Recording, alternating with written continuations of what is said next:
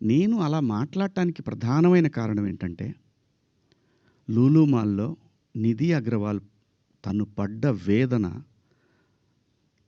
తన కార్‌లోకొచ్చిన తర్వాత తను ఎంబ్రాసింగ్‌గా ఎలా ఫీల్ అయిందో, అది నా మైండ్‌లోంచి పోలేదు. వారం రోజులవుతున్నా నా మైండ్‌లోంచి పోలా. ఆ తర్వాత ఇమ్మీడియేట్‌గా సమంత గారి మీద.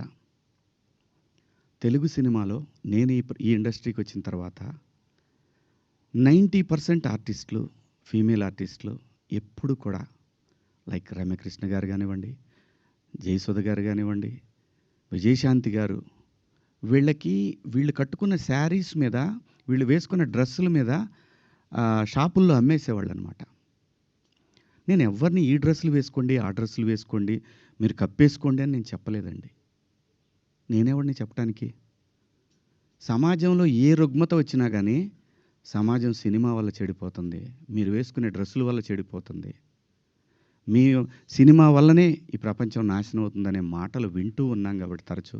ఇక్కడే బతికి, ఇక్కడే నా కుటుంబాన్ని ముందుకు తీసుకెళ్తూ, నా పిల్లల్ని చదివించుకుంటూ, ఇక్కడొచ్చిన డబ్బులతో చదివించుకుంటూ, సినిమాని ఎవరు అనకూడదు అనే పంతాలో మనం ఎందుకు వాళ్ళకి అవకాశం ఇవ్వాలనేటటువంటి ఆలోచనతోటి నేను ఆ సందర్భంలో వచ్చిన మాటలు నాకు ఇప్పటికి కూడా నాకు నమ్మబుద్ధి కావట్లేదు. నేను ఆ 2 పదాలు నాకెందుకొచ్చినాయని. ఇందాక మన జర్నలిస్ట్ మిత్రులకి నేను నా ఫోన్‌లో ఉన్న మెసేజ్‌లు చూపిచ్చాను. ఏమని? ఫస్ట్ నేను అపాలజీ చెప్పింది నా భార్యకి. వెంకట్ గారు మీరు చూసారు కదా! ఎన్ని గంటలకండి నైటు? 1:30కి.